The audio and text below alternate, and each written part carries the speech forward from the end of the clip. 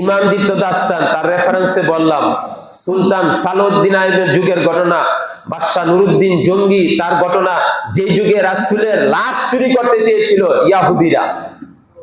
এই ইমাম দীপ্ত দাস্তান পড়া দেখেন, তারা এইভাবে প্রশিক্ষণ দিয়া মুসলিম সমাজে মুসলিম যোদ্ধাদের কাছে পাঠাইতো। আজকে তারা তৈয়ার করে দিয়া উপকরণ পাঠাইয়া দিচ্ছে, এখন আর কিছু করা লাগে না। যুবক, এমনি তুমি জেনার মধ্যে লিপ্ত হইয়া যাইবা, তোমাকে যা যা করা দরকার, আমরা যে প্রযুক্তি করা দরকার সেটা করে দিছি। কথা বাস্তব না অবাস্তব? আল্লাহ বলছেন জেনার নিকটবর্তী হইও না।